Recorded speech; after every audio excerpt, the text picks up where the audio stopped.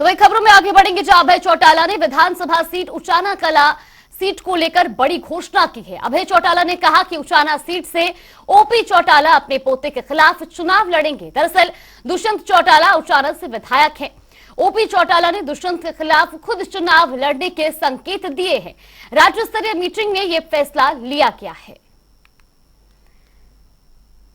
तो खबर मैं बहुत ठोक बजा के कह हूं कि 100% अगर चौधरी ओम प्रकाश चौटाला जी को परमिशन मिल गई चुनाव लड़ने की तो हर हालत में चौटाला साहब को चुनाव लड़ाएंगे और मुख्यमंत्री के उम्मीदवार हमारे वही होंगे, कोई दूसरा नहीं हो सकता। अगर कोई कानून अड़चन आ गई, कोई दिक्कत आ गई तो फिर लोगों की भावनाओं को हम कदर करेंगे, हम मायूस नहीं होने देंगे। फिर भी मुख्यमंत्री बनने वाला जो होगा कोई फार्म मिलेगा, दूसरा नहीं मिलेगा।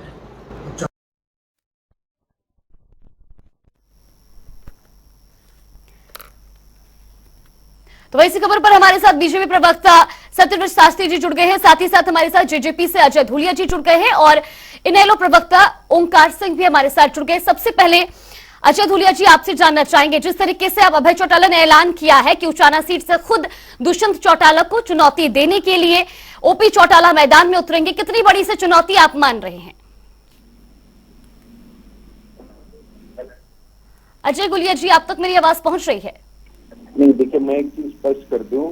देखिए ओम प्रकाश चौटाला जी बड़े हमारे लिए बड़े सम्मानीय और आदरणीय नेता हैं। वो हरियाणा प्रदेश में 5 बार मुख्यमंत्री गए, किंतु एक चीज समझने की है, पिछली बारी उचाना से इंडियन नेशनल लोकदल पार्टी का उम्मीदवार था अभय सिंह चौटाला ने, और चौधरी ओम प्रकाश चौटाला जी ने भी उसके लिए प्रचार किया और उसकी 749 वोट आई। ये तो चीजें समझने की है कि वो कितनी बड़ी टक्कर देंगे नहीं देंगे, ये आंकड़े स्वयं को बता रहे हैं। और दुष्यंत चौटाला जी को 92,000 वोट मिले थे वहां से, तो अब वो कितनी बड़ी चुनौती पेश करेंगे नहीं करेंगे, ये आंकड़े अपने आप में बताने के लिए पर्याप्त हैं। और अभय सिंह चौटाला जी तो सिर्फ विरोध की राजनीति करते हैं। उनको तो आप ये मान करके चले, उनको अगर मीडिया में रहना है या मीडिया में के चर्चाओं के बीच बने रहना है तो दुष्यंत चौटाला जी का नाम लेते हैं। आज दुष्यंत चौटाला जी को हरियाणा प्रदेश के लोग अपने नेता के रूप में स्वीकार कर चुके हैं। अब उनका वो नाम लेते हैं तो इस वजह से वो मीडिया में रहते हैं। अब ये उनकी सोच है, वो क्या कहेंगे नहीं कहेंगे, लेकिन मैं ये मानता हूँ कि वो कोई चुनौती पेश नहीं करेंगे। और उनके वोट जो पिछले चुनाव में उनके वोट आई थी वो अपने आप बयां करती है, वो अपने आप में पर्याप्त है ये बताने के लिए कि उनकी चुनौती कितनी बड़ी है। ओंकार सिंह जी, क्या कुछ कहना चाहेंगे? देखिए उचाना सीट है जो वो चौधरी देवीलाल जी की पारंपरिक सीट है। पिछली बार अगर दुष्यंत जीता था तो उसके नाम के पीछे चौटाला लगा हुआ है, इसीलिए जीता था वहां से। अगर उसके नाम के पीछे चौटाला ना लिखा होता तो 5,000 वोट भी ना मिलती। ये चौधरी देवीलाल जी की, चौधरी ओम प्रकाश चौटाला जी की पारंपरिक सीट है। पिछली बार की परिस्थितियों को इस बार की परिस्थितियों से तुलना करना तो बेवकूफी होगी। ये जो मेरे भाई अभी बोल रहे थे कि दुष्यंत को 92,000 वोट मिली, इस बार दूध का दूध पानी का पानी हो जाएगा। पिछली बार की स्थिति क्या थी, ऐन मौके पर 2019 में इनेलो और चौटाला परिवार में टूट हो गई थी। एक हिस्सा टूट के जेजेपी बन गया। ये जेजेपी वाले जो आज नाम ले रहे हैं ना, आज हरियाणा प्रदेश की जनता जिस तरह से तंग है उसका मुख्य कारण जेजेपी है। 2019 में बीजेपी को जनता ने नकार दिया था, 50 सीटें इसके विरोध में दी थी, लेकिन ये जेजेपी वाले जो कहते थे दया खट्टर का वोटो मोदी थी, जो कहते थे कि इनको यमुना पार पहुंचाएंगे, जो कहते थे ताई मोदी न्यूज है, मोदी न्यूज है, वो इनकी गोद में बैठ गए। उन्होंने इनको दोबारा से ऑक्सीजन देने का काम किया। जेजेपी का मान के चलो 2024 के चुनाव में अब कुछ नहीं रखा हुआ। जनता अगर आज के दिन में मुख्य दोषी मान रही है तो जेजेपी को मान रही है। उचाना सीट के बारे में विशेष तौर पर कहूंगा, कोई चाहे जितने मर्जी दावे कर ले, ये सीट चौधरी ओम प्रकाश चौटाला जी की, चौधरी देवीलाल जी की पारंपरिक सीट है और जनता उनको दिल से प्यार करती है। जनता ने एक बार सोच लिया था कि दुष्यंत चौटाला ही वारिस है, लेकिन आज जनता को स्पष्ट हो चुका है कि चौधरी देवीलाल जी की विरासत का असली वारिस चौधरी अभय सिंह चौटाला जी हैं। और इस बार उचाना सीट जितने बड़े मार्जिन से जीती जाएगी वो प्रदेश की राजनीति को नया रूप देगी, क्योंकि आज जनता का प्रत्येक वर्ग, प्रत्येक व्यक्ति इस मौजूदा कुशासन से, गठबंधन की सरकार से दुखी है। और ये शुरुआत जींद जिले से, उचाना हल्के से ही शुरू होगी। आप देखना रिकॉर्ड मतों से इनेलो के प्रत्याशी इस बार जीत के आएंगे। जनता ये देख चुकी है, जनता ने 10 साल का कांग्रेस का शासन भी देख लिया और 9 साल का इस गठबंधन का शासन और बीजेपी का शासन भी देख लिया। जनता इनसे छुटकारा चाहती है और हमें पूरी उम्मीद है जनता लोकतंत्र में सर्वोपरि होती है, राजा माँ के पेट से पैदा नहीं होता। लेकिन इस बार जनता ने मूड बना लिया है इनेलो को वापस सत्ता में लाने का। ये जितना मर्जी कह ले, दुष्यंत की बात कर ले या किसी की बात कर ले, दुष्यंत भी तो इसीलिए सत्ता में आया था, इसीलिए उसको 10 सीट दी थी क्योंकि वो इनेलो से टूट कर आया था। वो अगर अपनी अलग से पार्टी बनाता, इनेलो के वर्कर को छोड़ देता, तो उनको पता लगता कहाँ से पार्टी बनती है, कैसे कार्य होते हैं। आज जनता इनको मुख्य दोषी मान रही है और मुख्य दोषी मानते हुए इनको हाशिए पर लाकर खड़ा करेगी।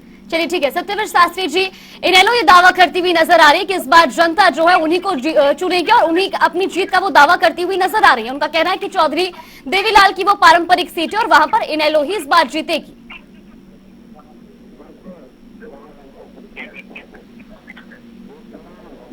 सत्यव्रत शास्त्री जी, आपको आवाज मेरी क्लियर आ रही है? जी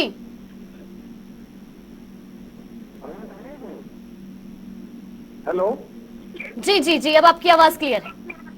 हाँ, मैं ये कह रहा था कि चुनाव तो कोई भी लड़ सकता है, लोकतंत्र में सबका अधिकार है जी, और जिताने और हराने का काम जनता करती है और उम्मीद किसी को नहीं छोड़ने। मैं तो कह रहा हूँ ओंकार सिंह की उम्मीद बनाए रखो, उम्मीद बनाने में कुछ खर्च नहीं होता, लेकिन जनता आपको पहले भी देख चुकी है और अब भी देख चुकी है। आपके यहाँ क्या नाम का कोई चीज अब हरियाणा में बची नहीं है। जहां तक ओम प्रकाश चौटाला जी की बात है, उनके चुनाव लड़ने की बात है, वो तो समय बताएगा कि वो कुछ कानूनी अड़चन भी है, कुछ समय की परिस्थिति भी है कि उनको परमिशन मिलती है कि नहीं मिलती, वो तो एक इशू है, आगे बताएंगे। लेकिन कम से कम मैं ये मान के चलता हूँ कि अब हरियाणा में भारतीय जनता पार्टी का कोई विकल्प नजर नहीं आता। जो जजपा के साथ की बात करते हैं कि उनके कारण से हो गया, तो भैया सर्वाधिक बड़ी सीटें तो भाजपा को मिली थी ओमकार सिंह जी, और उन्हीं के आधार पर हमारा राइट बनता था। हमने जिनसे सहयोग चाहा, ईमानदारी से हमने सहयोग लिया, कहीं कोई चीटिंग, हेरा फेरी, लूट खसुट की बात हमने नहीं की। हमने हरियाणा को एक स्वच्छ राजनीतिक दल के रूप में एक अच्छी सरकार जो हरियाणा को समर्पित हो वो दी, और उसका हमने आज पूरे हरियाणा में दिखाई भी दे रहा है। इसलिए इन दोनों परिवारों की लड़ाई की विरासत का लड़ाई है। ये विरासत की लड़ाई या तो जनता तय करेगी या परस्पर परिवार बैठकर करेंगे। मेरी भारतीय जनता पार्टी का विरासत को तय करने का कोई अधिकार नहीं है और कोई मंशा भी नहीं है। इसलिए ये व्यक्तिगत यदि और पारिवारिक यदि बातचीत है तो इसके आधार दो हैं। यदि जनता के बीच जाएंगे तो वो तय करेंगे, और यदि परिवार के लोग बैठकर तय करेंगे तो वो तय करेंगे।